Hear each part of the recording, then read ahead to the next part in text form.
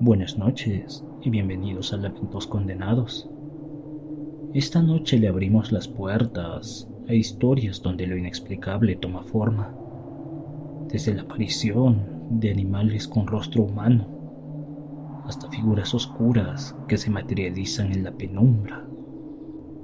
Relatos que nos recuerdan que hay cosas que habitan entre lo visible y lo invisible, cosas que desafían toda lógica.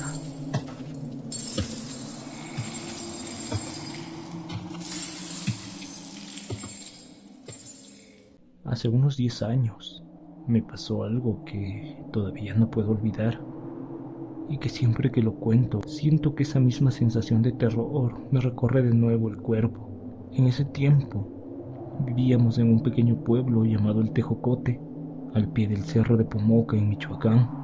Teníamos una casa sencilla, como todas en el campo, con 2 cuartos grandes y un pasillo largo. Yo estudiaba en la escuela nocturna del pueblo, pero esa noche no fui a la escuela, lo que terminó por hacerme vivir esta experiencia que me marcaría para siempre. Eran alrededor de las 9 de la noche. Estábamos todos en casa reunidos frente a la televisión, pasando una noche tranquila como varias otras, pero de repente escuchamos un ruido extraño. Algo cayó, o al menos eso parecía. Mi mamá, un tanto alarmada, me mandó a revisar qué es lo que había pasado, y al salir del cuarto, yo no imaginé qué es lo que me iba a encontrar. Cuando llegué al pasillo, lo primero que vi me paralizó, como si todo mi cuerpo hubiera quedado congelado.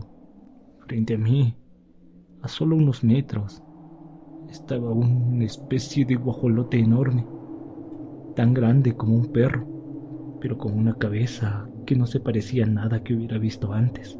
No era una cabeza de ave, ni siquiera animal, era una mezcla extraña, como si fuera un rostro humano, pintado de forma grotesca con colores brillantes, como si fuera un payaso.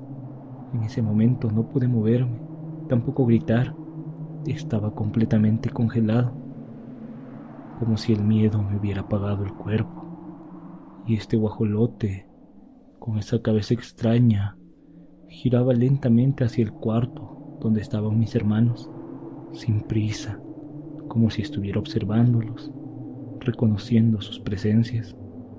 Yo no entendía qué hacía eso ahí, pero en ese momento todo lo que podía hacer era mirarlo, sin poder apartar la vista, como si estuviera atrapado por este ser, esa figura que desbordaba lo inexplicable.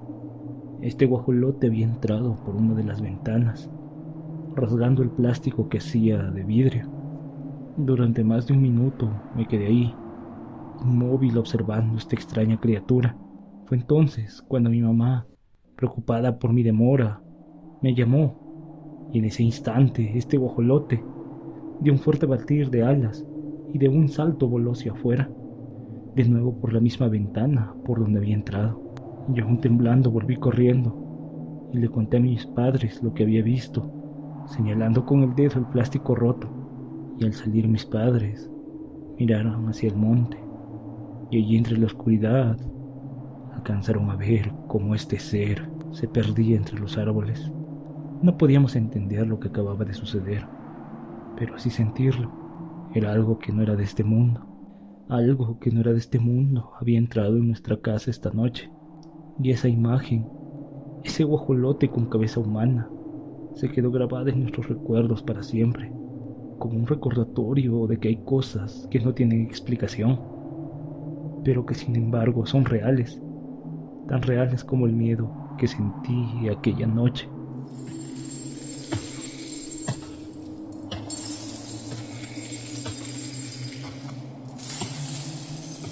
Cuando nació mi hija, allá por el 2009, todo parecía complicado.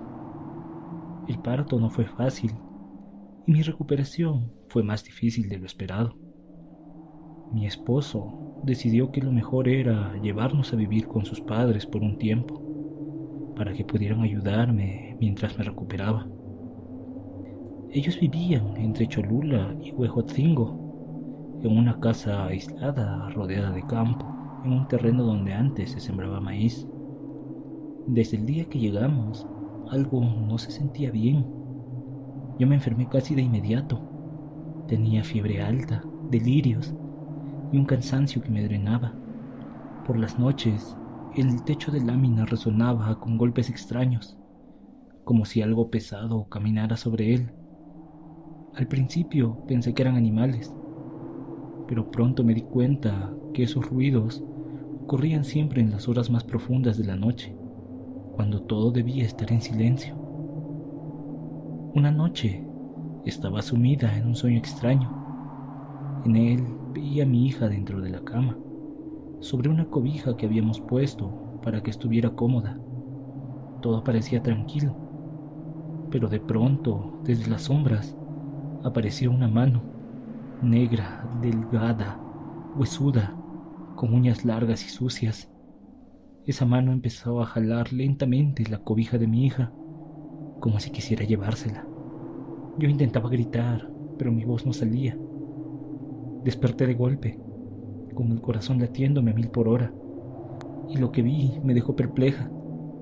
Frente a nuestra cama estaba una figura alta, completamente negra. No tenía rostro, pero su presencia era tan pesada que me costaba respirar. Se quedó ahí, mirándonos, inmóvil, hasta que de repente comenzó a desvanecerse hacia el suelo, como si se estuviera derritiendo. Llené de gritos el cuarto. Desperté a mi esposo y le conté lo que había visto. Estaba bañada en sudor, con una fiebre que parecía quemarme desde dentro. Él trató de calmarme, atribuyendo todo a la fiebre y al cansancio. Pero yo sabía que lo que había visto era real. Las noches siguientes no fueron mejores. Los golpes en el techo continuaron, y una sensación de ser observados nunca nos abandonaba. Mi esposo empezó a escuchar ruidos afuera, en el patio, como si algo rondara cerca de la casa. Una madrugada encontró un pájaro negro muerto sin ninguna explicación. Finalmente no pudimos más. Entre mi salud y el constante acecho de esa presencia, decidimos regresar a nuestra casa, aunque no estuviéramos del todo listos. Y desde que nos fuimos, las cosas volvieron a la normalidad. Pero aún hoy, cuando cierro los ojos y recuerdo aquella figura negra frente a nuestra cama, siento un escalofrío recorrerme. No sé qué era, pero estoy segura de que no quería nada bueno para nosotros.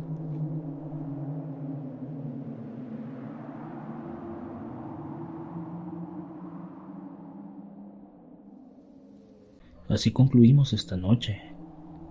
Las historias que escuchamos hoy nos recuerdan que hay fuerzas que no comprendemos, presencias que nos observan y dejan huella, incluso mucho después de desaparecer. Si alguna vez has sentido que no estás solo en tu propia casa, o que algo inexplicable te observa desde la oscuridad, quizá encuentres consuelo o quietud en estos relatos. Gracias por acompañarnos una vez más. No olvides suscribirte, darle like y compartir. Y si tienes alguna experiencia que desees que contemos, compártela. Puede que sea la próxima en formar parte de este espacio.